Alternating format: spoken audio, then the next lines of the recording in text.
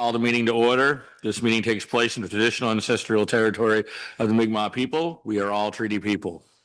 There's no additions or deletions to the agenda. So we're on number 4, recommendation that council approve the agenda for the March 9th, 2026 special council meeting as presented. Moved by Councillor Strong, second by Councillor Daphne. All those in favor, raise your right hand. Opposed, motion carried.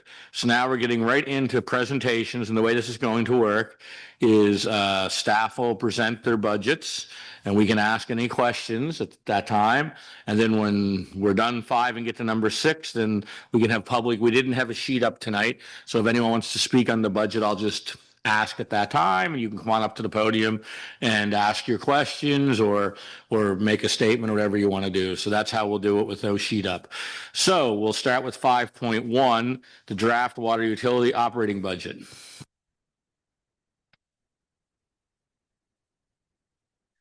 Good evening.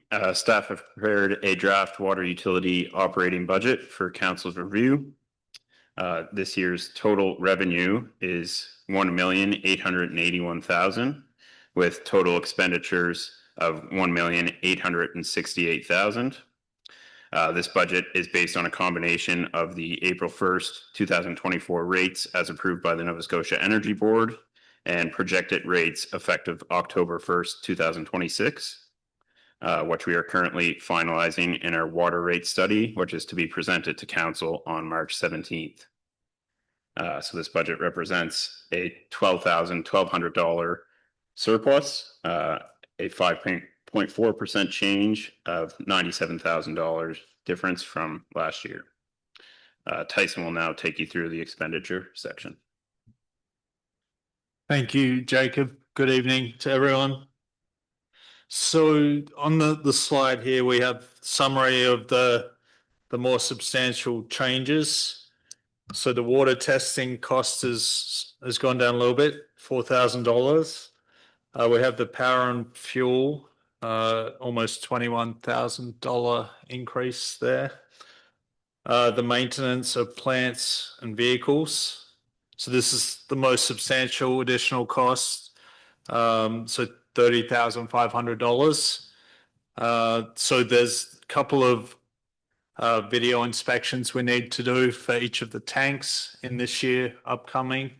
And then it's really to do with the age of the plant. We're at that 15-year time, and some of the equipment in it is reaching the end of its lifespan. So we're just trying to protect that aspect by increasing the budget there. So we have the wages and benefits. So this is the net of changes in allocations, a reduction of $4,000. And then we have our depreciation expense, the debenture payments and interests, that's $18,100. Our membrane reserve, which is for the filtration system that's in the plant. So we have a $14,000 contribution to that. And then other expenditures of almost $8,000. Thank you. Anyone have any questions for Tyson on that part of the budget? I know power and fuels, just to guesstimate, but with what's going on right now, that could be low the way things are going, because gas is going up again tonight, I think 7 or 8 cents. So yeah, that's basically, we just have to put that in there and hope for the best, hope things flatten out down below a bit. Yeah. Any other questions for Tyson or comments? Okay.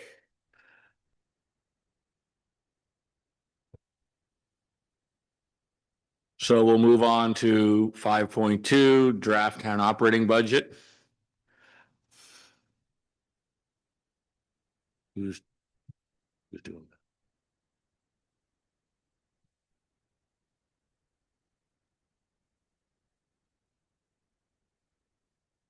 So looking at the assessment trends for 2026, PVSC value their properties based on the market value, which is the value a willing buyer would pay a willing seller on the open market. So the market value for this year is based on your property as of January 1st, 2026, and all sales information relates to the 2024 calendar year. So this is residential and resource properties eligible for cap assessments. After the first year of your assessment, you are then eligible if you meet the cap criteria. Your taxable assessment increases by the Nova Scotia Consumer Price Index, which was 2.6 for this year. So looking at some of the trends in this slide here, the residential assessment increased $51 million from $489 million last year to $541 million this year, which is a 10.5% increase. The capped increase on that residential assessment was 7.2%, which increased from $360 million to $386 million. The commercial assessment was $60 million in 2025 and $62 million this year, representing a 4.3% increase.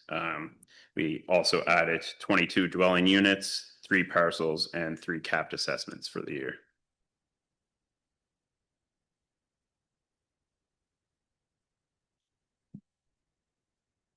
Good evening, everyone. The next slides that we're going to be going through is the operating budget for the town of Lunenburg for this current fiscal year, upcoming, proposed. The chart shows the various revenue sources that fund the operational budget. The draft budget is funded with a 2.1% CPI increase applied to both residential and commercial assessments or tax rates. The residential tax increases from $1.376 to $1.40.5, which equates to a 2.9% increase in the commercial tax rate from 3.358 to 3.429, which equates to a 7.1 cent increase. And that should have been 2.9 cent increase. This draft reflects a sewer rate adjustment of 2.1%, which is the Nova Scotia CPI. Transfer tax is 1.5%, with 1% or $325,000 being used to fund future capital, and 0.5% is used for operational revenue, and the estimate at this point in time is $162,500. Recreation and other rates have also increased by 2.1%. Nova Scotia CPI, residential tax funds equal 5.42 million or 45.8% of the budgeted revenue. Commercial tax funds equal 2.16 million or 18.3% of the budgeted revenue.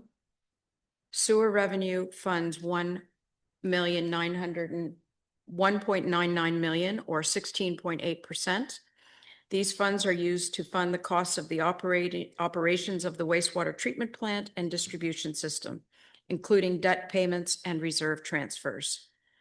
Other municipal revenue includes fees for sales of services, parking meters, recreation services, and fund 1.83 million of the budgeted revenue or 15.5%.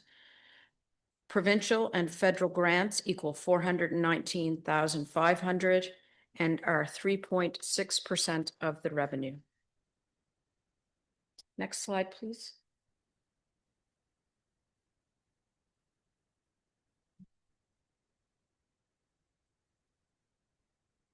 Sorry, this pie chart is a quick summary to show council of the percentage of the budget related to various departmental expenditures. Staff will go into more detail for each of these budgets in the upcoming sheets. RCMP costs for the year are $1.2 million, education costs of $1.3 million, and equal 21.3% of the total budgeted expenditures. Our next slide deals with mandatory expenditures. For fiscal 26-27, our mandatory expenditures have increased by $147,000. Education is $60,200 and $86,400 relates to RCMP charges. So that is just an overview of how we have budgeted this year for the revenues and the expenditures at this point in time. Our next slide deals with the mandatory expenditures for fiscal 26-27. which is the slide that we just went. If you could go back just one, Jamie, sorry. Education this year is 1,303,200. Assessment services is 52,000. RCMP costs are 1,209,500 for a total of 2,564,700. Total increase is 129,800 or 5.3% of our overall budget. So our next slides are the departmental breakdown of each individual department as it relates to our expenditures for each department. The first slide is for the general government budget, 1,341,600. We begin the departmental budget overviews with general government, which has a change of 9.5% or just over 116,300. Council honorariums are increasing by 2.1%, and the yearly increase total is $2,400.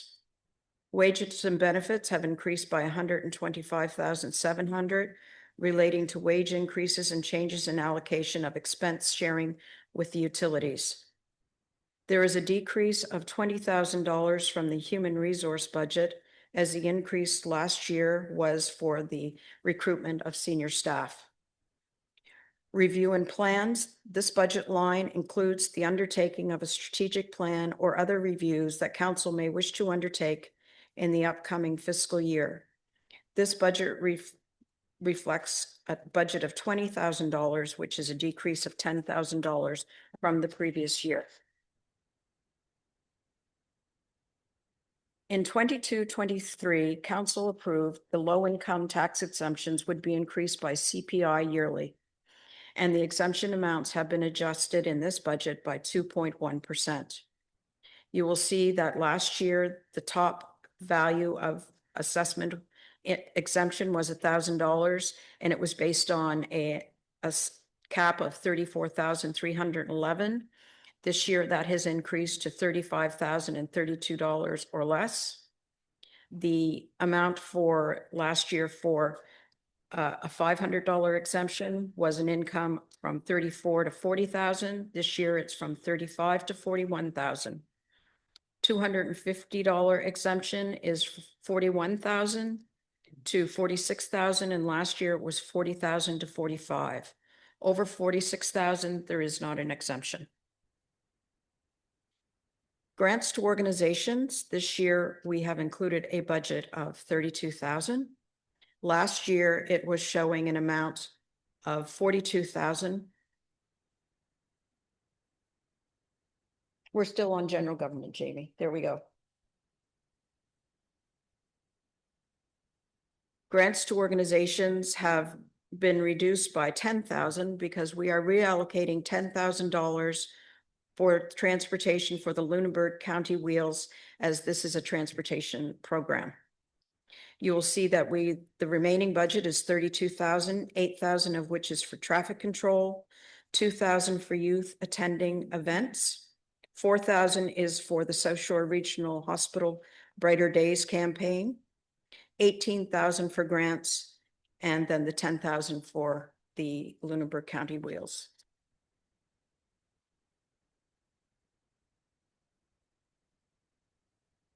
So now we are going on to other protective services.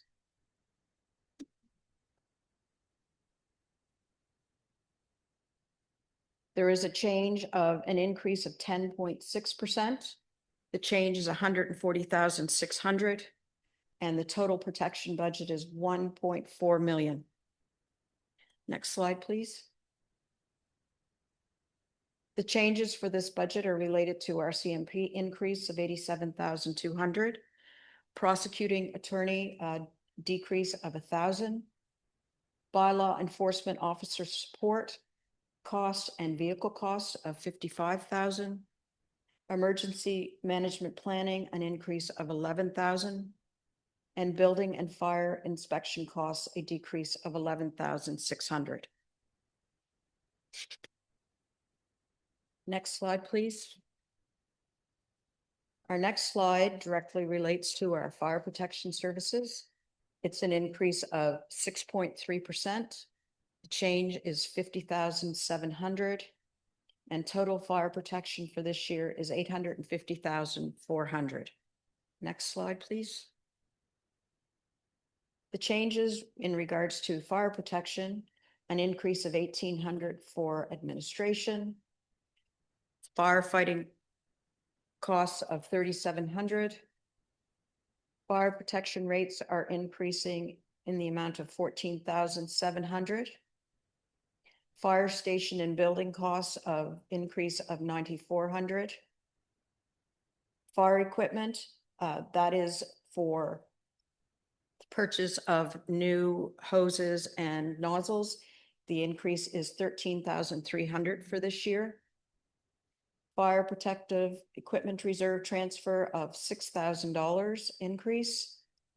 And other increases include $300 for medical and travel to the Canadian Volunteer Firefighter ceremony in the amount of $1,500 for a total of $1,800 for that category. And I will pass it over to Tyson. Thank you, Kathleen. So moving on to transportation services, we have a total budget value of $1,729,900. This represents a 10.3% increase or $161,300. In terms of the changes, we can go next slide. So we have the larger changes, the fleet fuel repairs and supplies. So 11,500 in consumables. We have the wages and benefits and changes in allocations. So we have $193,200 there. We have a street lighting item of $13,000. And then we have $10,000 for the Lunenburg County wheels that Kathleen referred to earlier. Moving on to environmental health. So this is our wastewater treatment and collection and garbage. So we have a total budget value of $1,731,600, which actually represents a 1% decrease compared to last year, or a reduction of $17,100. In terms of the items, we have the wages and benefits item, again, $65,700. And then water insurance interest on debt and the office, $11,100. Electricity, $57,500. Our sludge disposal, where fees have gone up with that item, $11,300. Hopefully with the upgrades to the plant, that improves that process as well. But we really need to see that to be able to quantify it. We have the biofilter media reserve, where we've gone from a $100,000 allocation to $25,000, and that biofilter replacement work is scheduled for the spring of this year.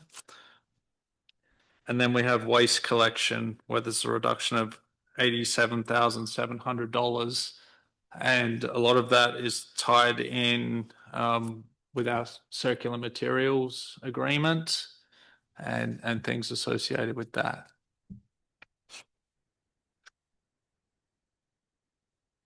Hand over to community development for the next section. Thank you, Tyson. So under community development, there's planning and development, economic development and tourism. The total budget allocation is $820,300. It's a decrease of 5% or $43,200. Wages and benefit allocations have increased by $120,800, primarily due to budget reallocations between heritage planning under the cultural services budget and community development services and yearly wage increases. Under the next slide, I believe, the economic impact study was completed in 2025-26, accounting for the reduction of $100,000, and economic development related salary and support cost has been reduced. Next slide, please.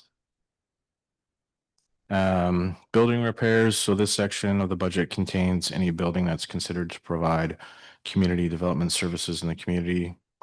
The CN station expenses are eliminated for the upcoming year, representing $55,100 as a reduction. And additionally, a traditional knowledge study initiative is proposed under the general government services budget. It's proposed as a contract with appropriate expert to provide foundational knowledge from a Mi'kmaq perspective that looks at things through Mi'kmaq knowledge, history, land use, and cultural relationship to the area, and basically helps decision makers understand how a project or policy could affect Mi'kmaq rights and cultural continuity. And that's a process achieved through consent and participation with the Mi'kmaq community, which should feed into other areas of work, including interpretation materials, signage, heritage impact assessments, and relationship building. Thank you.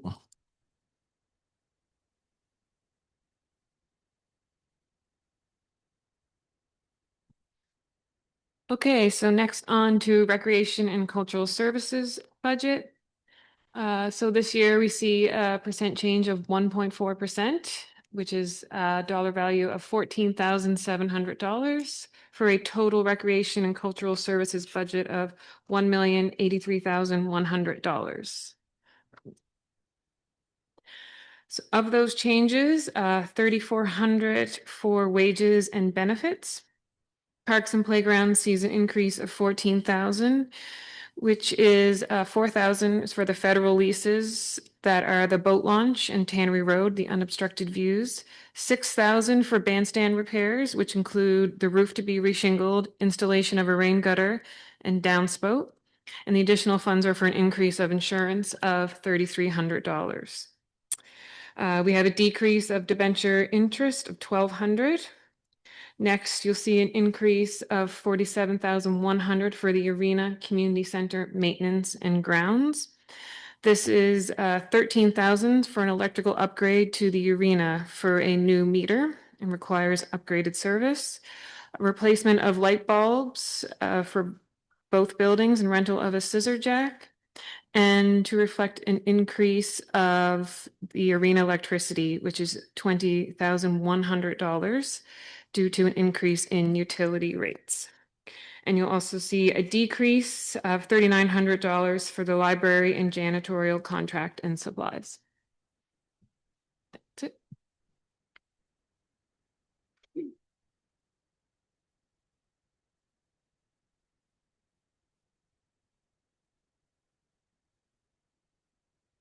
Our next category are fiscal services.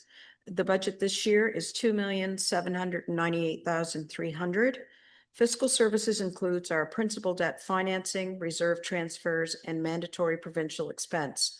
The budget has increased 3.1%, which is $84,800.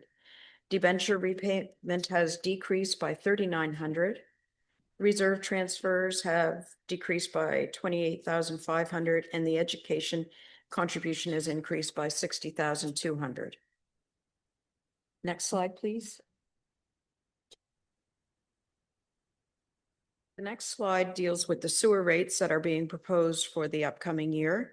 The sewer rates have been increased by 2.1% or CPI. The residential rate will increase by $15.44 to $750.82 per year. The commercial rate will increase from 70.27 cents to 71.75 cents per $100 of assessments. And the church rates are being proposed to increase from $431 to $441.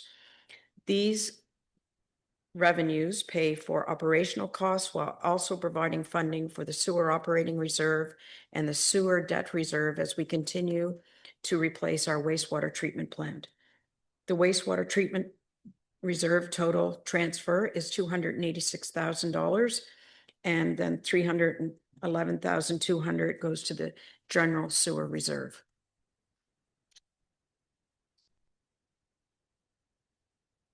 And next slide, please. So with our first presentation, you will see that the proposed tax rates are in the current year for residential, it's 1.376. And the proposed rate in the draft, included in the draft, is $1.40.5. Commercial per $100 of assessment is 3.358 cents. And in 26-27, the proposed rate is 3.429, and which is a 2.1% change. Thank you. Does anyone have any questions at this point? You want to keep going? I mean, we can go through page for page, or we can just ask questions. I assume people have taken some notes, questions they might have. So if you want to ask questions, now's the time, or forever hold your peace. Councilor Papineau. Thank you. Yeah, I do have a couple. So there was an increase of $11,000 to emergency and planning. Is that to do with the Remo budget? Because I believe that. Correct. Yeah, okay. And then Tyson answered my question about the waste reduction with circular materials, which is kind of what I thought. But the public washroom, this is a weird question, but so there's an increase of $800. But I think I read later on in the budget that we're actually going to keep it open an extra month, which seems like a low increase for an extra month of service, but maybe I do not think that we utilized our whole budget for last year because I do not think that it was open the time that we had budgeted for. So the budget that's there now will look after that additional time. Perfect. And then last question was the education increase. I think it was in one of the ones you just did under fiscal services. What's that related to? So the education rates are approved they take the value of our uniform assessment, which is the value that the province has put that they say that we can afford to pay. So it's an assessment rate, and then they take a rate across the province and they say that for your area, it is going to cost this much per $100 of that assessment. So it is something that is set between the school board and the province, and the contribution rates are in legislation, or the contribution amount or formula is actually in legislation, which is uniform assessment times the rate. So that's how that's calculated.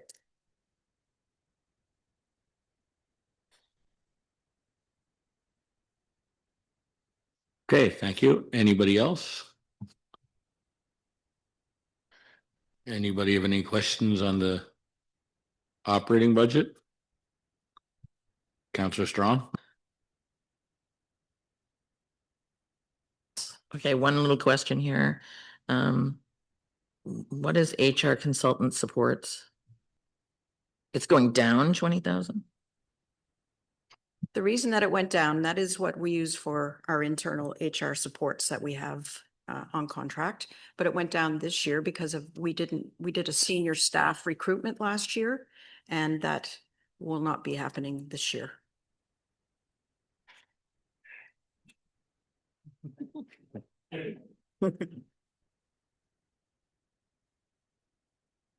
Deputy Mayor, and welcome back, by the way. Thank you. Thank you. Yeah, through you, Your Worship.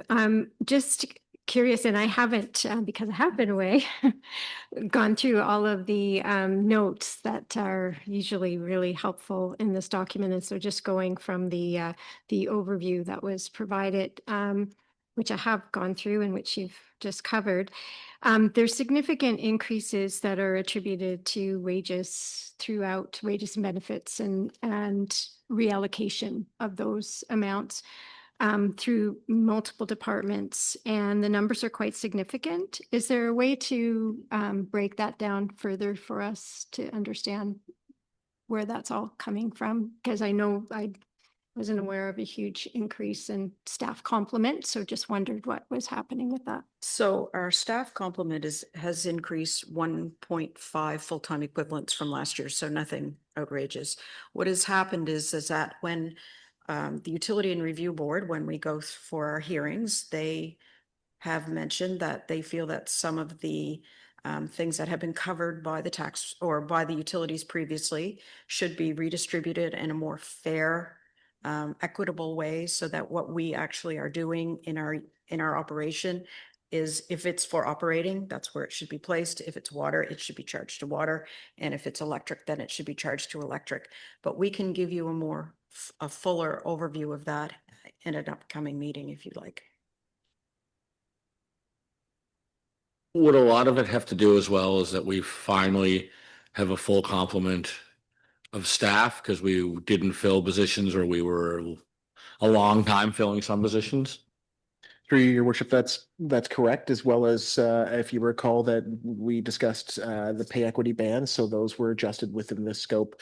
And recently, as of last week, there was discussion within the scope of looking at a new bylaw on water meter or electric meter reader, as well as a water and wastewater supervisor, looking at those that are coming into retirement, succession planning, and those processes that have been brought forward in the discussions since the capital budget. So those also way within the scope of this. So it's been those changes. It's been full staff complement, as well as some additions that have been discussed. Thank you. Anybody else have any questions or comments? Councillor Greek. Through the chair, Tyson, I was just wondering if you could elaborate a little bit on the budget of $40,000 for backhoe repairs. I see that one's generally higher than the other pieces of machinery, so I was just wondering if there was a large repair that's scheduled for that, or if it's just a little bit, costs a little bit more to repair that piece of machinery compared to others.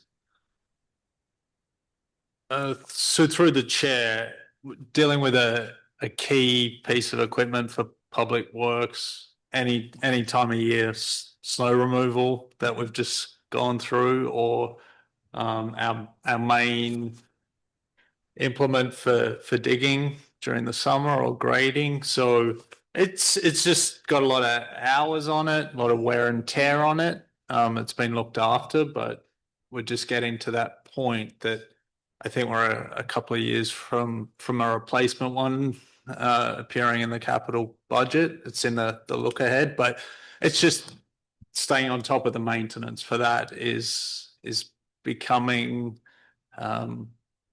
more prevalent than maybe we would like, but we need it working for us. So.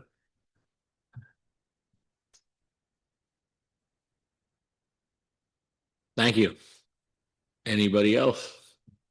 Councillor Fullerton.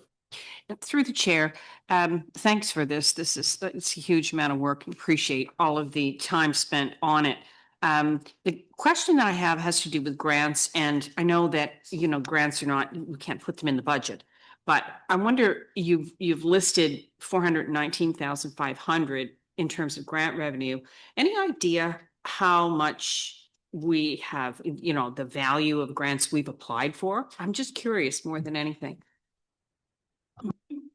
I can't specifically say the value that we've applied for. I know that Lisa and I had done a project in the previous council, and over a certain period of time, we had gotten something like 25 million in grants. And I know that if you look at what we've gotten for the wastewater treatment plant, you're adding another 9 to that. So we were talking about trying to get a more up-to-date schedule that we could actually prepare and bring to you, so that you can see that it has been a significant amount of grants that we have received, and that we continue every day to look, listen, and see if we are able to access anything further. And through you, Chair, just within that scope as well, with the federal and provincial budgets, we're also still waiting on the next level of what are their new programs, what are the new services? Because even in discussions with the province, it's been, what is the federal government coming out with and what are they going to relate back with provincial programs? And so that's also a waiting game too, and can lead further into the fiscal year. Normally speaking, like we hope to see in May that there's new rollouts of grants and new opportunities. And that's where, based on the capital budgets that we have, we try to apply. So like the studies that we have, once studies that are in place, we try to apply for the funds, knowing what's in our budgets this year or what could be coming fiscal in the next year. Your worship. Go ahead. I just, to respond to Councillor Fullerton's question, the 400 and I don't have the number right in front of me that you're referring to of grants. Those are ones like grants in lieu of property taxes for the most part for the provincial building on Green Street. So they're different from capital grants. I guess I just wanted to point that out. Thank you. I didn't realize you were on the screen, so I didn't know who was talking to me. So thank you, Lisa. Yes, thank you. Anybody else have any questions? Deputy Mayor? Just another curiosity that from a math perspective, the capped assessments went up by 2.6%. I think it was noted. Was the and not every property is capped, rather, and a small percentage is not. So with the addition of what wasn't capped, was the increase in revenue from assessment roll, from the assessment roll, or from the regular residential rate. Do you know what that is? Is that a percentage that you can capture? Or I think we should be able to. I'm not sure until we actually look. We look at the assessment roll, they give us a value capped, a value uncapped, so we can pretty much tell you what isn't in cap. What isn't in cap is commercial, as we're aware. And then there are very few that would not be in cap. It's only the ones that have changed ownership that are residential that would not be in cap, because I do not think that they utilize the rule that they used to, that foreign ownership didn't get cap. I think everybody's getting cap now. So, but we can have a look at that for next session. Also, Your Worship. Go ahead.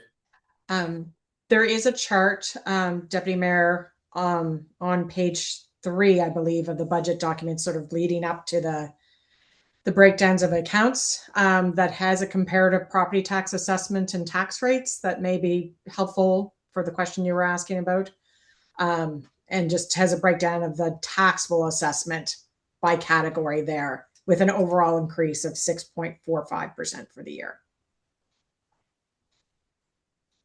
I see that. Thank you. Thank you. Anybody else have any questions or comments?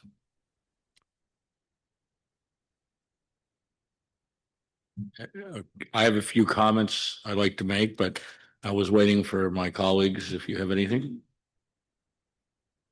Councillor Strong. Just remember, I'm just trying to digest this now. I'm sure there will be other questions that come forward later, but tourism expenses, I'm sure that's explainable to me, but 4,500, is that something that we're doing, reaching out for tourism, or?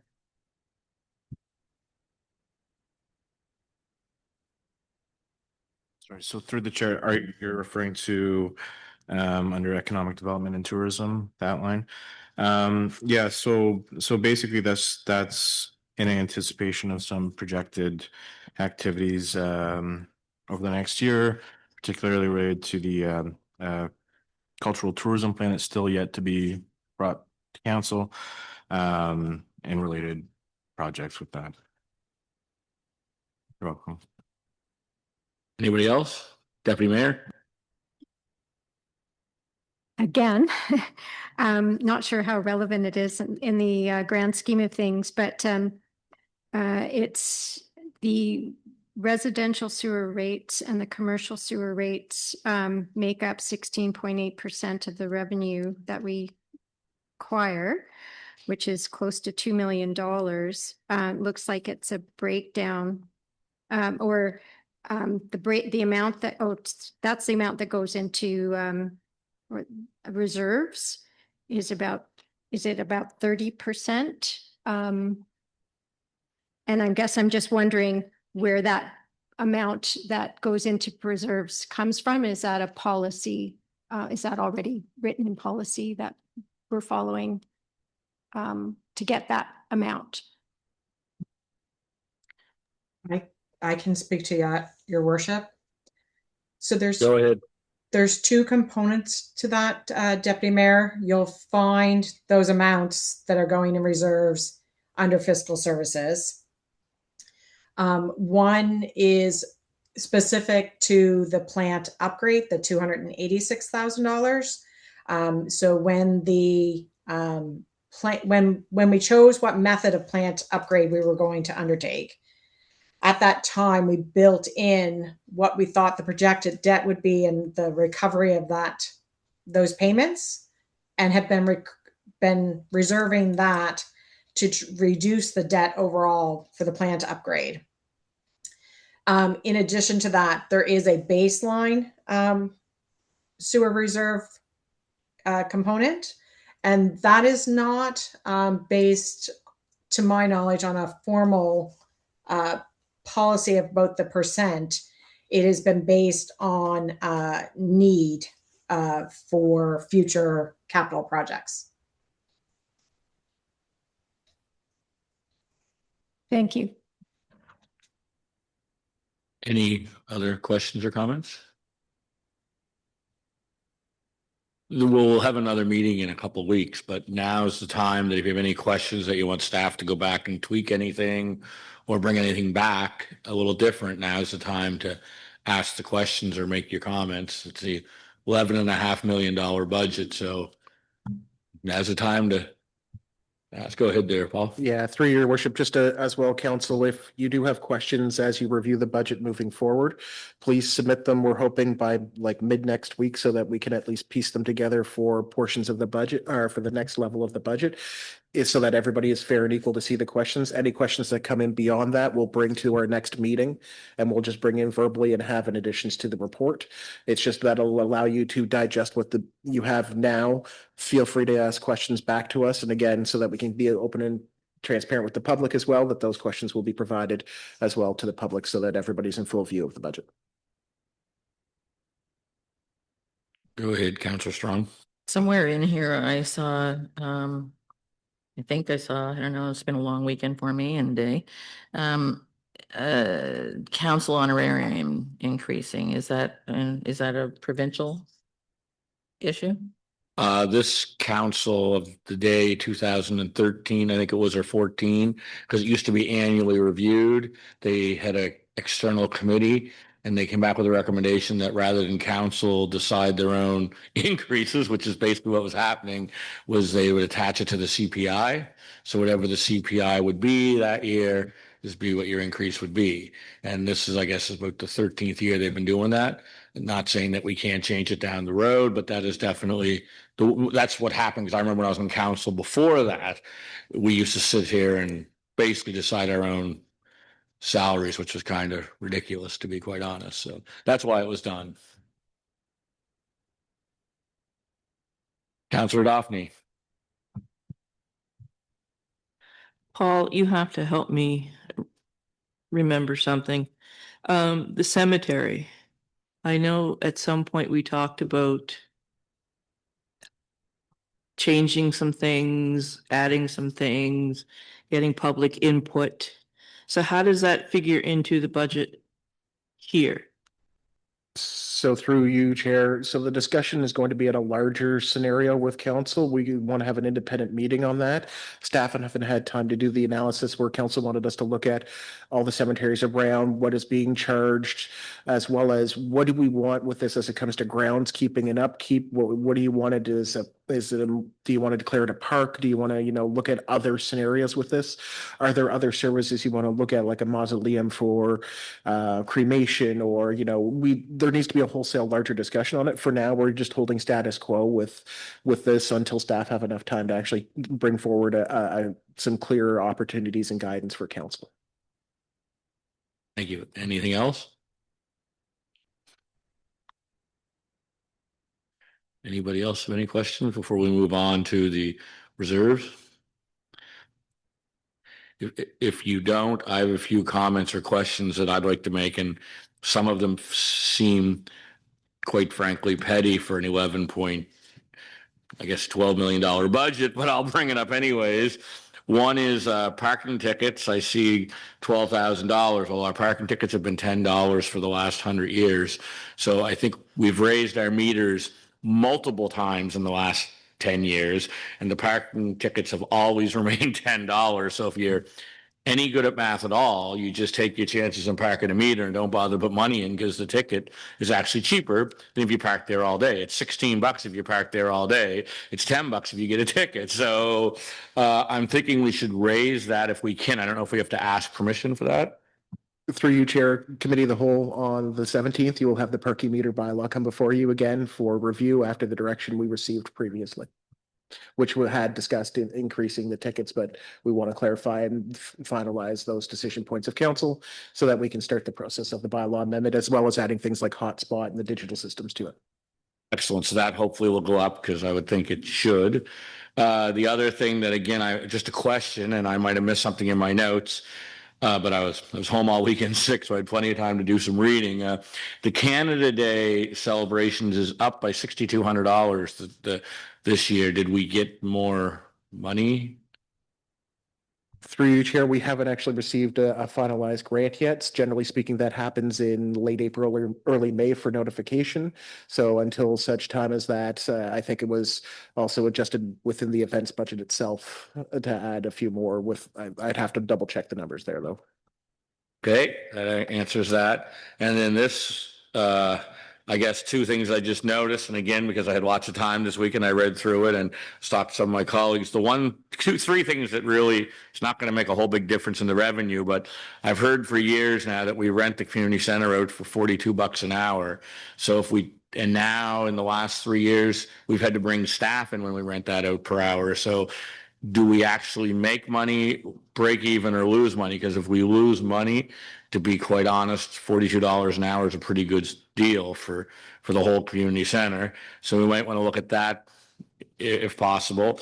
The other thing is the softball field is $16 to rent for the night, and the soccer field's $20. So why wouldn't we just make it $20 for either of the fields if you want to rent them? Not that, again, this isn't going to lower your tax rate, but it's just a little bit more, making sense to me. And the last thing is, actually, one of my colleagues brought this up, and I didn't notice until I looked, but badminton is $5 and pickleball is $4. So why is pickleball $1 less than badminton? I'm not sure. So again, why don't we charge $5 for everybody? And that's petty, I know, but it's just going through the budget and looking at numbers that don't make sense to me in the big picture. So those are just some comments I'd like to make. I'd also like to highlight the fact that for the last 5 years, and for the right reasons, quite honestly, because it was during COVID and hard times and everything else, the tax rate has remained the same, and CPI has gone up 18.2% over that same period.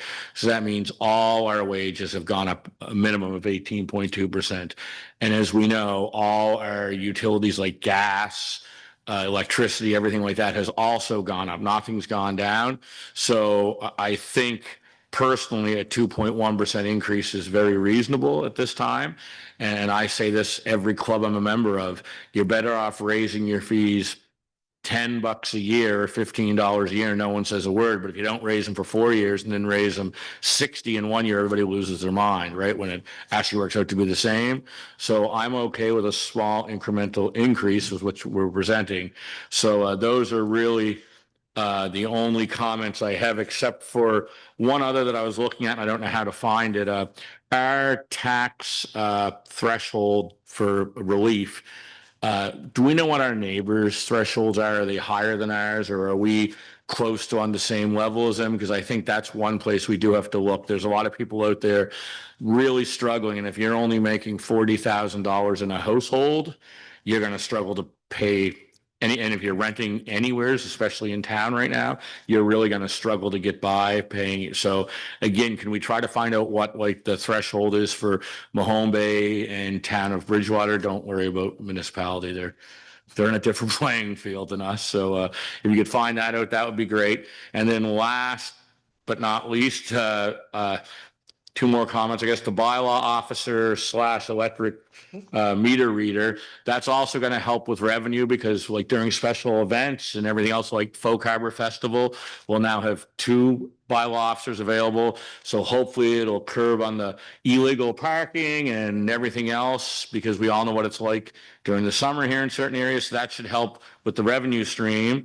And then the last thing I will say, and I just noticed this reading through, is that in the budget for a volunteer firefighter to get their level 1, it approximately costs $2,500 per person if they get level 1. So if the legislation that's before the House right now passes, and if it requires level 1, I don't think it's going to. I think they're going to start grandfathering people. But if it requires level 1 certified, we have 35 firefighters, say, times 2,500 is $80,000 roughly. So think about that just to get the level 1 certification. So I'm not saying it's a bad thing, but it's an expense that every community will have to bear, unless the province is going to come out with some help. And I don't think that's going to happen at this point. So again, I think people should be aware of that as much as it's a good thing and it makes sense, it's going to be a cost to the taxpayer if that goes through the way it was originally presented. I think they are tweaking some things, and I don't think they're going to ever enforce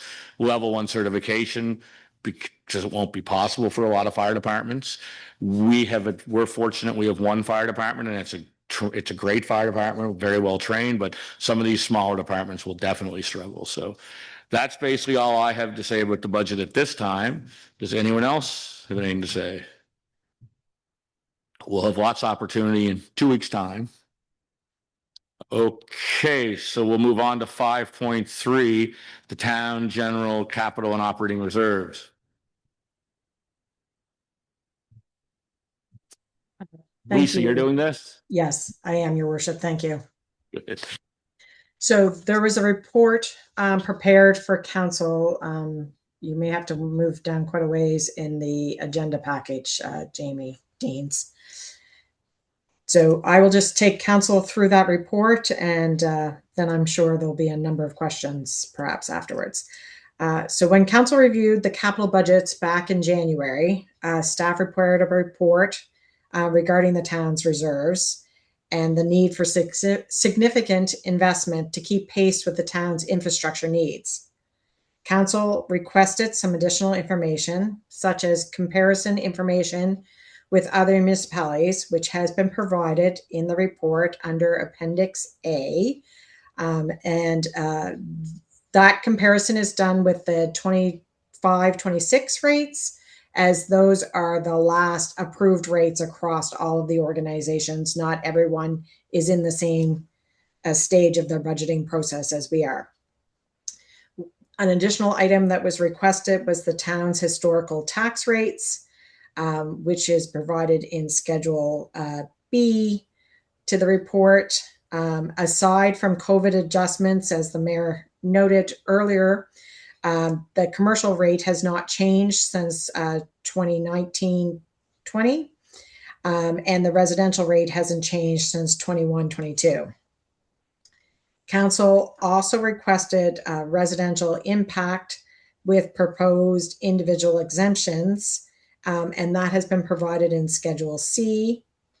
As the mayor has noted, we did not do a comparison to those other towns such as Mahone Bay and Bridgewater, and we can bring that back at the future meeting. But the proposal that staff were bringing forward, should council wish to consider an increase to the tax rate for reserves, that we would add $5,000 to the top of each income bracket and double the amount of exemptions, which would take that budget from the current $40,000 up to $80,000. Since this reserve report has been presented in January, municipalities have received notice from the Department of Municipal Affairs of reduced provincial funding, which Paul spoke about earlier this evening. That is noted in Schedule D, but it increases the urgency for reserve investments. As previously noted, staff are also recommending the hire of a grants officer to have a dedicated resource to source any external funding that may possibly be available for capital projects. So the draft operating budget, which we've been reviewing this evening, has a 2.1% CPI adjustment for both residential and commercial tax rates, which results in a 2.9 or almost 3-cent tax rate increase for residential and 7.1 or just over 7 cents increase for commercial.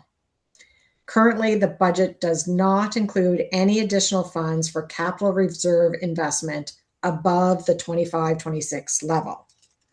Staff are not recommending that we hold the reserves at that same level, and we have prepared some options. Jamie, if you could just roll that down just ever so slightly. So I'm just going to work through these options with council. So option A is, as we just noted, commercial is increasing just over 7 cents and residential increasing just under 3 cents. So if we rounded those up to 5 and 10, that really is an extra 2 cents for residential for reserves and 3 cents for commercial for reserves. That only results in another $100,000 worth of income to potentially put away to reserves. If council wanted to consider that option and perhaps not being as aggressive in the increases for personal tax exemptions, perhaps that budget only increases by 20,000 instead of 40. And if we did hire a grants officer, we would only have a net contribution in this upcoming year of $10,000, which wouldn't make a significant change to our reserve position. So option 2 has an overall increase of 10 cents for residential and 15 cents for commercial. And that is approximately 7 cents above the CPI adjustment, as we've noted. So if we were to consider that option, that would overall bring another $330,000 of income. They would have that additional $40,000 worth of expense for tax exemptions, the $70,000 again for that grant position, which would have a net increase to reserves of $220,000. There is one other option proposed in option C. That is the original discussion of a 10-cent increase for both rates for capital reserve reinvestment. And that would result in $455,000 worth of income coming in. Again, it would have the $40,000 of increased expenses for tax exemptions, the $70,000 for the grants officer, and that would have a net increase to reserves of $345,000 in this year. That would, though, have the residential rate increasing by almost 13 cents and the commercial rate increasing by just over 17 cents. Staff are happy because this is not obviously a fully inclusive options list, and staff could bring back other options for council's consideration, but we would be seeking some direction for that. Some additional options that may be worthwhile looking at was if we wanted to target the reserves for particular projects. If council would recall, back when we were reviewing the capital budgets, there were a couple items that had big red circles around them saying there's no funding sources for those, such as the Tanner Road Stormwater project or Town Hall. So those could be options if council wanted to have reserve calculations for just those particular projects, rather than a general reserve consideration. I just wanted to point out, and I know we spoke about it a little earlier this evening, about the sewer rates and the amount of reserves that are included in those rates. But that is an excellent example of how we have reserved for upcoming projects. Like as we noted earlier, the wastewater treatment plant upgrade, when we decided we were going to be changing to the SBR, and we had the initial estimates of how we were going to carry out this project. Right away, we carried out and figured out what debt payments would be for that, increased those rates for that, and had that reserve building as we were doing detailed design and now undergoing the construction. That, and in conjunction with really great grant applications carried out by our staff, that we are in a position of almost a little over $12 million plant, and we're only borrowing just over $2 million. And that is what we are trying to achieve for the full capital program.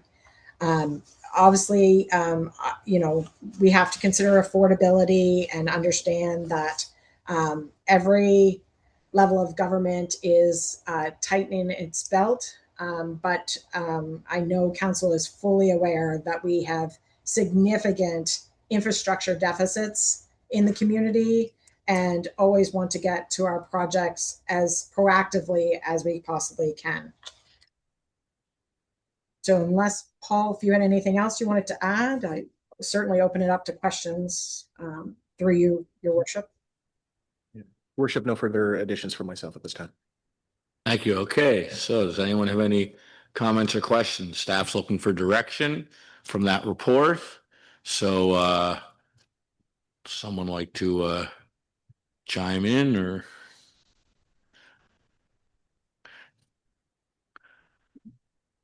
do anybody want to chime in, or do you want to think about it for 2 weeks, or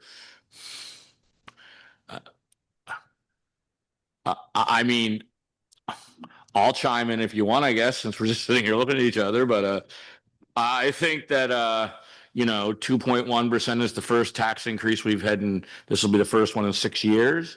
So I think at 2.1% is a start of getting money, raising some fees and increasing taxes. 2.1% on a $250,000 house is about $6.12 per month additional for residents. So I think that's very affordable at this point. But I think with what's going on around us, with fuel costs and other things going on, I think 2.1% is where I'd be okay to stay at this point. I do realize that we have lots of capital projects ahead, but quite frankly, some of those capital projects will only be tackled with funding from other resources as well. We'll never have enough money to spend $12 million on a Tannery Road sewer project without federal or provincial funding. So I guess that's where we sit at this point, or where I sit. I welcome anybody else's comments or suggestions, and because staff is looking for direction. So in fairness to staff, they've worked hard on this budget. So if we are saying we want to keep it at 2.1%, then we should say that. Or if we're willing to go to 5 cents or whatever we are, if we want to do option A, B, or C, then now's the time to let them know, and we can discuss it further later on. But that's what they're actually asking right now. So, Deputy Mayor. I just want to say that I think it's not always clearly articulated or understood that the increase that our ratepayers, our citizens, our property owners pay is not just whatever the tax rate increase might be, but it is also what on top of the assessment increases. So it's not, we say we are increasing by 2.1% or whatever. The actual increase in revenue we get is higher than that, because and that's coming from the ratepayers who are paying more than that increase. So when we're not increasing the tax rate, that doesn't mean people are not paying more.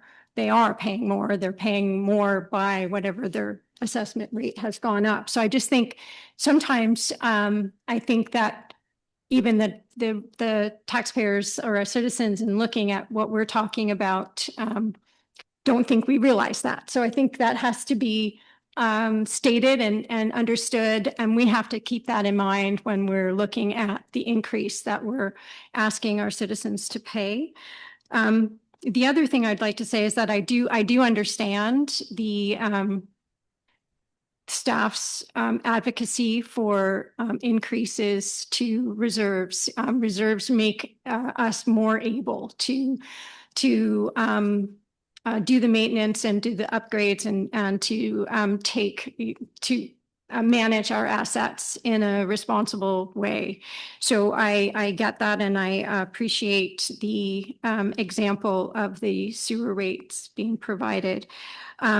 I guess I would like some clarification on the difference in impact from simply debt financing when our portion of whatever major capital expenditures might be, as compared to whatever percentage in that we may already have to contribute through a reserve fund for a particular project. We do get preferential financing through the provincial financing program that we're able to access. We do have a very favorable rate of borrowing. We're not near what we need to be, which is, credit to great fiscal management for many years by the staff of the town of Lunenburg.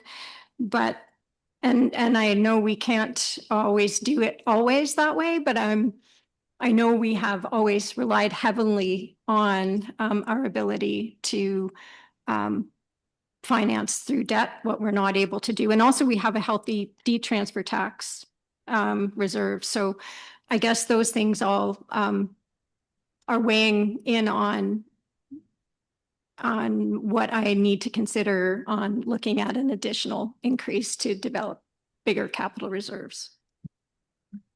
Thank you. Your worship. Go ahead, Lisa. I guess I was going to offer that staff could certainly bring perhaps a comparison on a particular project, just as we noted, maybe that Tannery Road one is a good example, and that we could prepare some information for council's consideration at the next meeting that would include, a combination of debt financing and reserve allocations.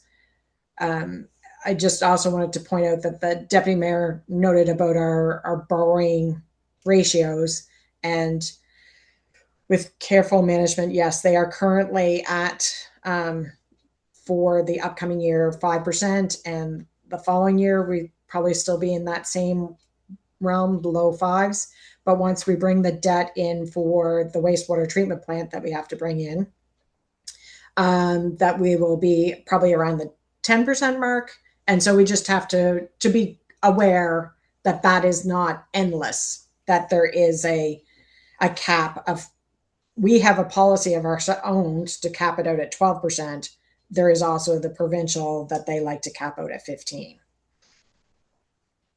So but we can certainly bring some additional information for that consideration next meeting. I think using that example of that very large project and seeing how it may have, the various ways it could be financed, that would be really enlightening for me, at least. So that would be great. Thank you. Thank you. The other comment that I was going to make is we've also went to our citizens this last year for electrical rate increase. We're probably going to be applying for another electrical rate increase in the next 12 months or sooner. And we're also in the midst of a water rate study, which I don't think they're going to come back and suggest we charge less. So again, we can only go to the citizens so much in 1 year. So that's why I'd suggest to be a little bit hesitant this year, and maybe we get caught up with the water utility, and maybe we get some help with the electric utility by some other levels of government, and we don't have to go again down the road. But again, those are just my thoughts. Through you, Chair. Again, just cautionary council here, seeing what we're seeing with the provincial government and the budget's unknown right now with what the federal government is. It's important that we do be fiscally responsible for the larger projects that are coming ahead. Again, very similar if you are looking cautiously at the increases that are coming before residents, water, electrical, even the budgets that we have here today. I would still strongly consider you really think about the reserves and where we want to go. But if the numbers are too large for you at this point, again, the option D that was presented is looking at some of our capital bigger projects and maybe a focus on those like the wastewater. Again, we'll have the reports to come back to you for the next meeting. But I'm highly cautioning council as we look forward. We will have to adjust capital budgets and capital processes based on where we are in the reserves, what is available for budgetary projects, and what are our options as it comes to granting and other sources. So I'm just keeping that out there as a please reminder while you're reviewing this in the next 2 weeks to keep that as an open mind, but also an understanding of where do we need to be fiscally to protect ourselves moving forward. Thank you, Council. Deputy Mayor. Just for clarification, is it included in these numbers that there is a grant officer, a grant writing officer included in this budget? The grant officer is currently not included in the 2.1% increase. Any other questions or comments on the report? Councillor Babineau. Yeah, I'll dive in. So, I mean, I can understand the purpose behind this, and I think I'm always on board with the idea of having reserves that make us feel comfortable. But where it's losing me is the idea of this big of a jump after 5 to 6 years of none. I think in general, and we saw this in terms of the pushback we received on the electric rate increases that we just did after having done none for, I think it was 12 or 13. Yeah. I just think as a general rule, I just don't like that. I think that I would rather see modest increases over time. And so really any of these options, option A doesn't sound that bad, but in terms of the net contribution, it's really not getting us very much. So in order for us to really get some revenue there that would make a difference, it would need to be like a really big jump, and I just can't see doing that after 5 years plus of none. So just my thoughts. Thank you. Anybody else at this time? Councillor Fullerton.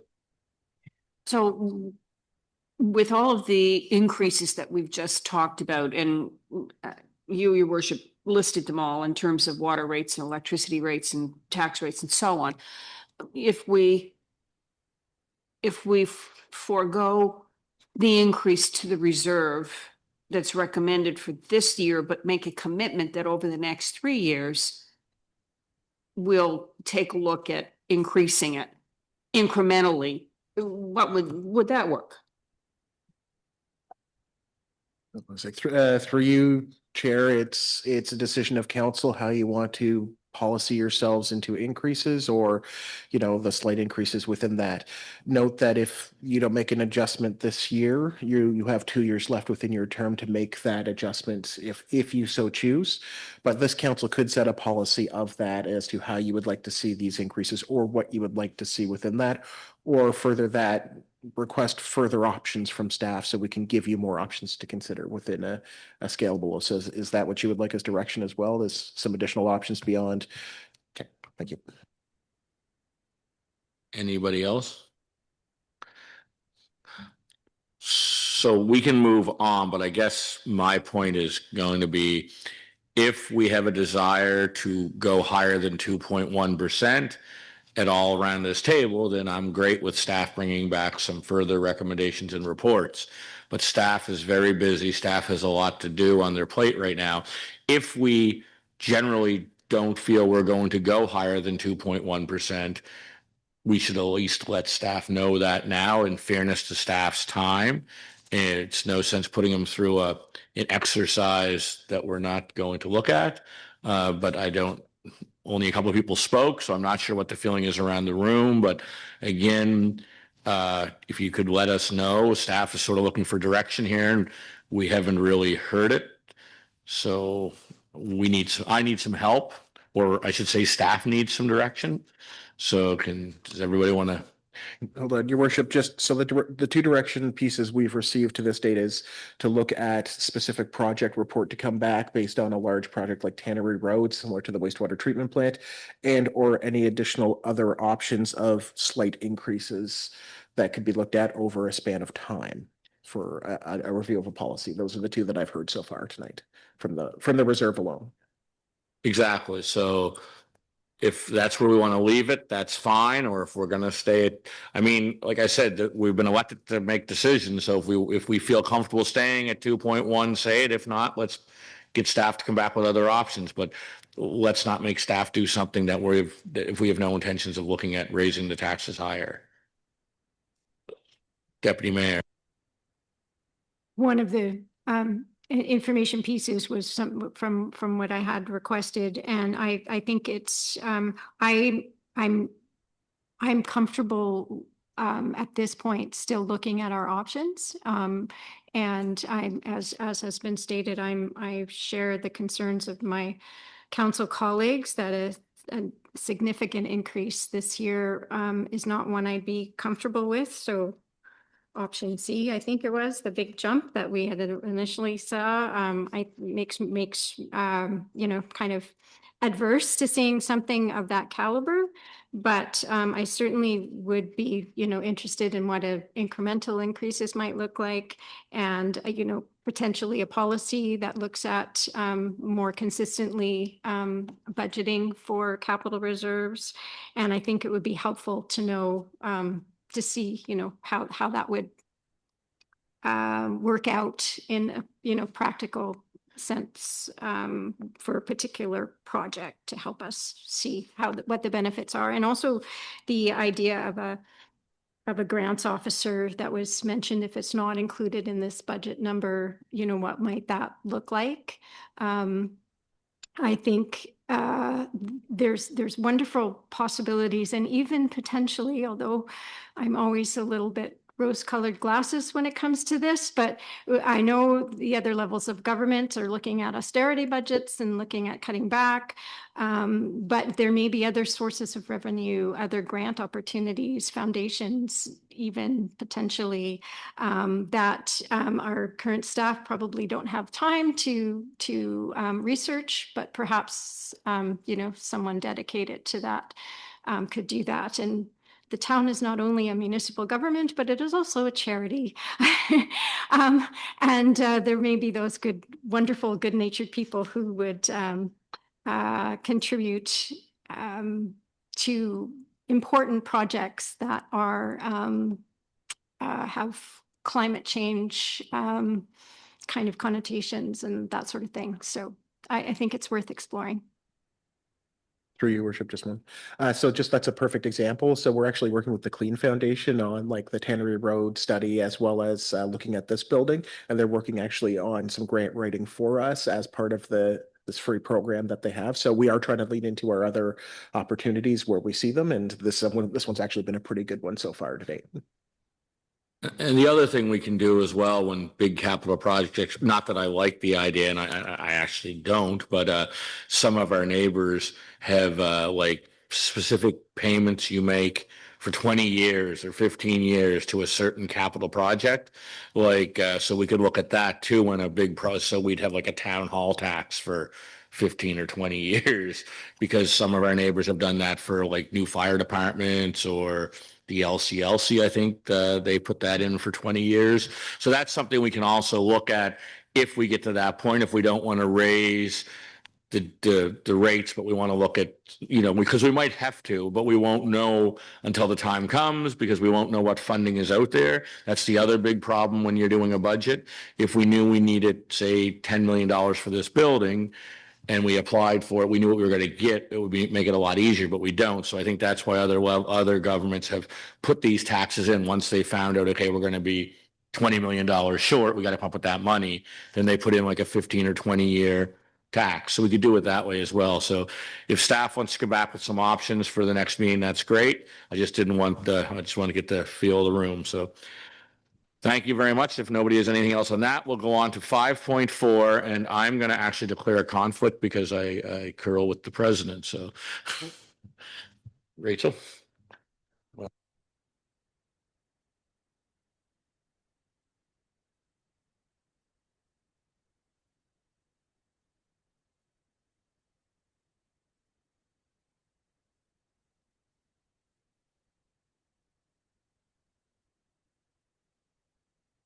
Okay, so 5.4 is the Lunenburg Curling Club funding request, and it's a report for our CAO to provide. Thanks. Thank you, Chair. So tonight in front of you, Council, is a request from the Lunenburg Curling Club and a report on a tax relief. So the recommended options here is actually to look at requesting the Lunenburg Curling Club for their additional financial statements, operating budget, member numbers, and et cetera, before consideration. You do have some alternative options in rent relief or in tax relief options provided to you. I will note that this is not reflective in the budget at this time. If you choose to make a decision on this, it would have to be reflective within the town's budget. So we did receive a request on January 22nd in regards to a tax relief for the curling club. Currently, right now, the curling club has an agreement from 2026 to 2036 is what they're looking for a tax relief process. They do have a lease agreement with the town. They're a nonprofit organization, and they do many fundraising efforts, as you'll see in one of the letters attached at the very end. So currently, right now, the Lunenburg Curling Club does receive a commercial tax rate reduction. So they do already receive a tax relief process within this, specifically under Section 71 of the MGA. That is where this commercial property tax bracket and the residential tax bracket live, as well as the reduction aspects. Now, the reduction aspect is done through a bylaw process, so it's not just a change in the budget. It would actually have to be change reflective in a budget process. So this would have to go to first reading, public hearings, and a second reading. Right now, so the tax reduction the town currently provides to the curling club is approximately valued at $6,000 per year. Or in which they pay $4,000 over a 10-year period. You're at that commercial rate reduction is $60,000. If you were to look at a complete coverage over a 10-year period, you're looking at a value of $100,000 in tax relief to the curling club. So there are those options if council wishes to look at. So the request is for up to 10 years in a savings for them in a tax relief. Again, note you could look at a year-to-year review. Section 71 exemptions are a bylaw, so this might be an arduous task if you're looking at it from a year-to-year basis.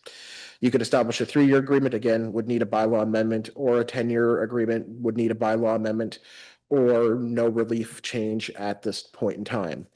There are several organizations in the community that do receive different levels of benefit within this. So the swimming pool does receive 100% property tax relief. The Lunenburg Board of Trade building does receive 100% property tax relief, whereas other groups like the Heritage Society, the Curling Club, and the daycare are on residential, not commercial at this time. So in the financial section, you'll see the breakdown of options per year that you have as a 1-year option, a 3-year option, or a 10-year option. And again, back to you, council, this is not currently reflective in the budget. Any decisions on this would have to be made again in accordance with changes to the budget for revenue and expenses, as well as we would have to go through bylaw amendment changes as per Section 71 of the Municipal Governance Act. So council, I leave this to you for direction as to how you would like to proceed. Thank you. Questions? Councillor Greek. Through the chair, Paul, just wondering if there's any outline on, I guess when we're considering property tax relief, I guess I'm trying to understand how some buildings and organizations are receiving 100% while others are receiving property tax relief from commercial to residential.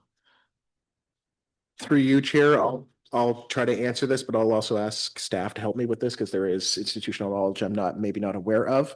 But from my understanding, it has come before councils and the request has come from these organizations in past times to ask for those within a more of a community-based setting, more of a supporting of the all setting, or how those processes go. So within that scope, I think it's been varied based on what council has decided at the time, not necessarily in a written policy. Now, Kathleen or Lisa, if you have further knowledge on this, I'd appreciate any additional feedback if I'm off base.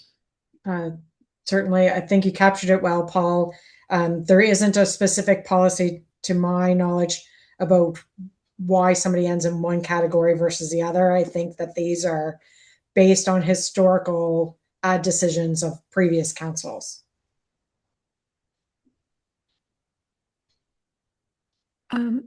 Yes, Councillor Babineau. Were you done? I'll just step in for 10 more seconds. Sorry, I was just going to say, I guess my only concern is, all of these organizations that are given as examples, I certainly think that they're all excellent organizations and certainly worthy. My only concern is that we're treating all the organizations and potential constituents fairly and with the same hand instead of one off that may receive one level as opposed to another. So that's where I stand. And just before I go to Councillor Babineau now, I just like to interject or with questions of my own, which I think we may all benefit from understanding. It's mentioned in the report a bylaw, and it's also mentioned section 71 of the MGA, but I didn't have those documents in front of me to reference. And I wondered, to Councillor Greek's question, is there something in the bylaw that suggests who, gets what, and what the wording is in the MGA that dictates what we are able to do as a municipality in providing relief for worthy organizations. So perhaps we'd benefit from seeing those bits of legislation as well. But Councillor Babineau. Thank you. That's a great point. I would actually love to see those in a follow-up, as well as I think the financial statements that were recommended. I'm not opposed to option B, a 3-year agreement. I think 10 years seems a little long and puts you well into other councils having to potentially deal with that. I did just as a point of clarity, the other buildings that have property tax relief, when you refer to the Lunenburg Board of Trade buildings, you mean the VIC and not the campground? So through you, Chair, if I'm not mistaken, that is just the building itself. The campground has the lease agreement that we signed recently with a $20,000 payment to the town every year, which equates to essentially the property tax that is for that. Anyone else? Any questions, comments, direction? I'm ready to recommend that we table the discussion and get this information that we're looking for. And also, I do believe that we need as my colleagues have stated on the other side of the room, we do need some kind of a policy instead of a piece by piece thing. I understand that they're all excellent organizations that contribute so much to the life of people in the community. But we should have a policy because it just means disparate. Through you, Chair, it might take us a little bit of time to develop a policy, but we'll bring back the report on section 71 from the MGA and what the bylaw reads right now. And at least that will give you a baseline for a decision process, as it may take us longer to flesh out a proper policy and process. But if you would like that as well as a notice of motion for that in particular for a policy review, we can add that as well. Point of clarification for me as to process, tabling is a that requires. So through you, your chair, you don't have to make a decision tonight. We're just asking for direction. So the direction we've received is we'll come back with a report, and then you can decide from there what you would like, if you want to table for further information or other. I'm going to recommend that we obtain additional information and a presentation from the Lunenburg Curling Club, because I really like hearing from the organizations that do so much in our town. That's just me, but. Is that in the form of a motion? Do we need a motion? That's direction provided, and that's works for everyone. Okay. I'll go back to my seat.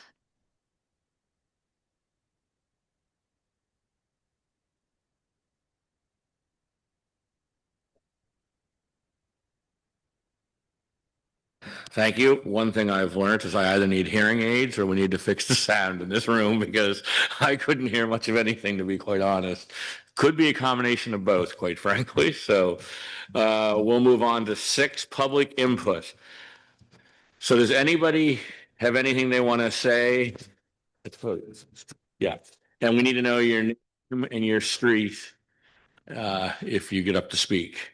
So, well, you can start, Robert.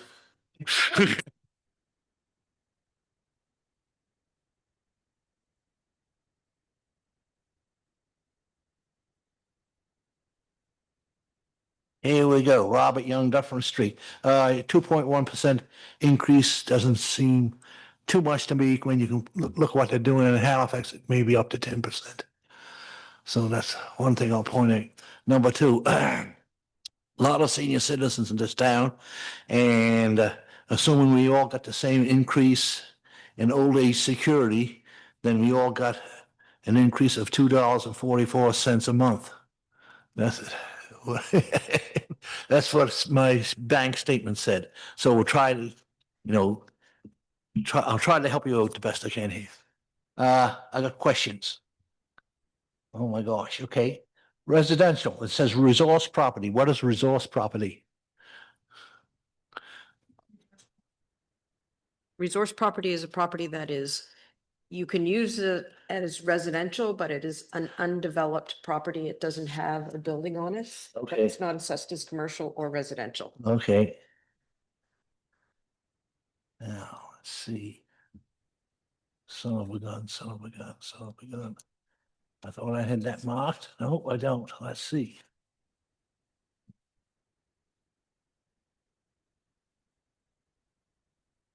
Okay, government building up on Dufferin and Green, 291,500. Is this, will we think we'll get that this year? That's the. Yeah, I guess. We have not received any notification that we won't be getting grants in lieu of taxes because they will still have to pay taxes as far as we are aware. Okay, yeah. That's on page 4. I should be giving you the page numbers.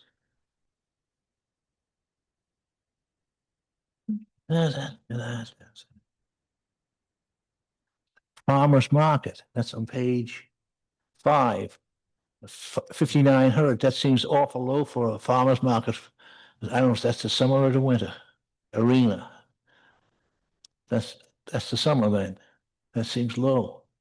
And farmer's market winter, 8,700, that seems low. And operating grants from modal, 60,000. Have they agreed to that yet? Through you, Chair, they haven't agreed to it yet. It's still going through their budget process, and their budget process is taking place through this month and into April. Okie dokie. Canada Day grant. Have we asked for 10,000 or did he want to give us 10,000? We have asked for 10. Okay. Well, it's up from 3,000. Oh. How come it went up so much anyways? Through you, Chair, we're looking at additional costs as everything else has increased. Rental of facilities, rental of bouncy castles, supplies, Okay. everything's come as a higher increase. So Okay. we've Now, been accordingly. Can individuals make a donation to this and get a tax? Wait, Yes. that's what I want to know. Oh, and by the way, both my wife and I have agreed to hand out hot dogs or cake, assuming we have good health. Now that remains a big problem. No. So, okay, we make out the check. Do we say Town of Lunenburg candidate in the memo? Good enough? You think I had a lot of money? I don't. I got out of the stock market 3 years ago this month. I should have stayed in, I guess. Oh, come on. Have I got these are all done.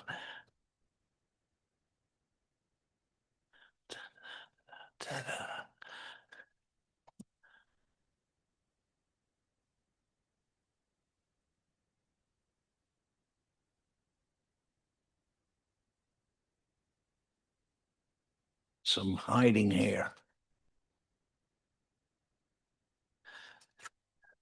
Okay, page 19, provincial corrections facilities. Have they changed provincial government changed the policy? We don't no longer have to pay? That was eliminated last year, the year before. Okey dokey.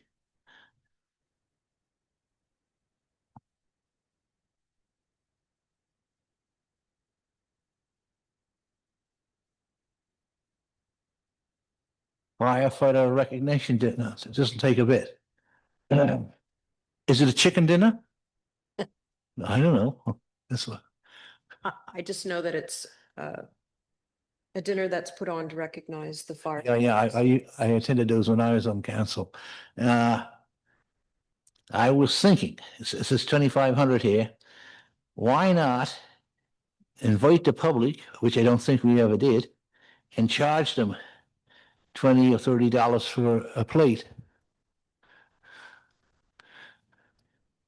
Well, I think that in this circumstance, that this is something to celebrate what our firefighters have done for our community and brought to our community Yeah. every year. And I know that other occasions, perhaps they would do something that's open to the public, but this one really They just is want, meant to celebrate what the firefighters. okay. Well, this is their annual Yeah. banquet. So if you have 50 or say 40 firefighters plus honorary, plus guests or partners, plus some of us and partners, the hall only holds like 120 some Is it- people or 30 some Is it people. at the gymnasium? No, it's at the Lunenburg Fire Hall. So Because we have had it at the gymnasium, I think, when I was yeah, on council. many moons ago, I think. Yeah. But that's I think you're thinking the mutual aid banquet when they used to have when they have mutual aid, they used to have that sometimes at community center because it was more people. Yeah. But that hasn't been there for years. It's been at the Yeah. fire hall.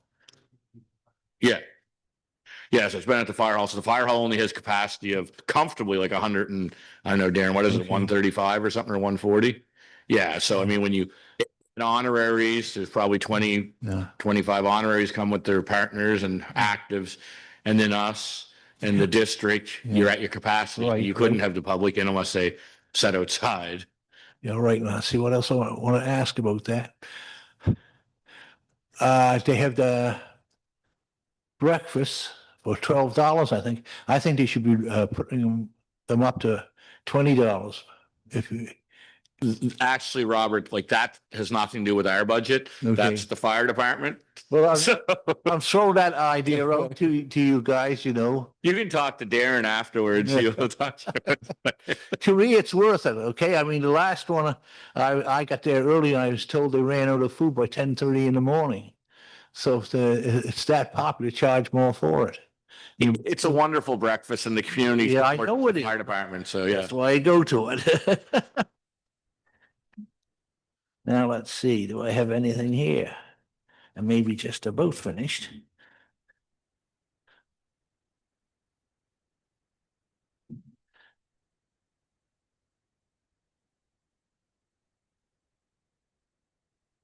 Okay, good enough then. Thanks a lot, anyways.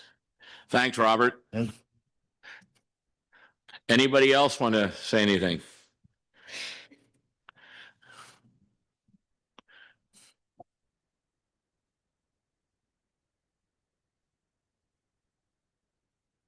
Duncan Kroll, 45 McDonald Street. First of all, I'd like to thank staff for all of your hard work. I know that takes a lot of effort.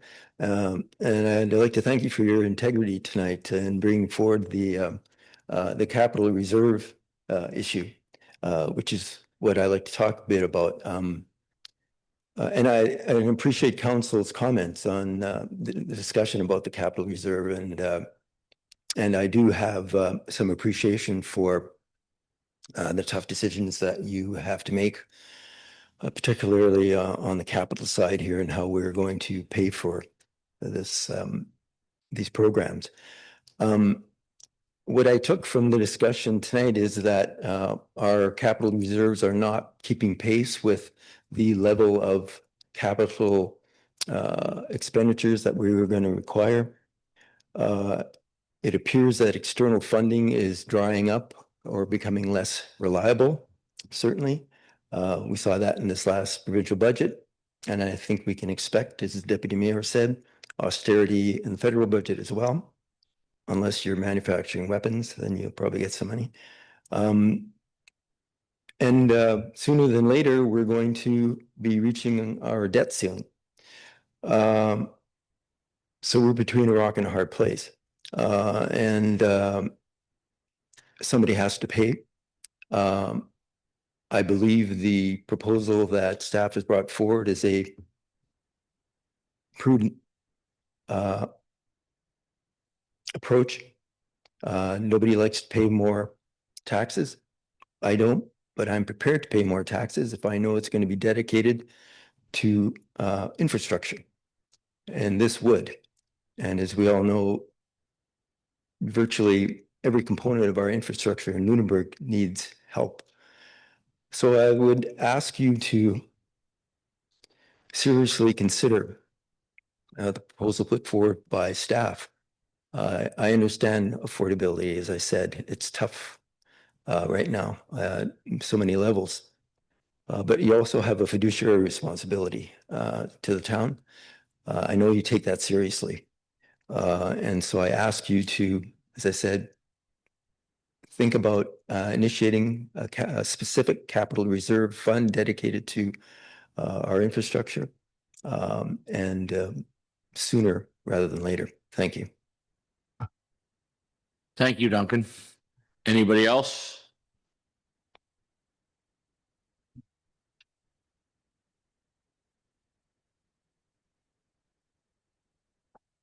Hi, George Case here. I'm just looking now at the property tax revenue. It shows an increase of 6.1% this year over past years. Can somebody confirm to me that whether or not most of that 6.1% is as a result of increases in property appraisals going up?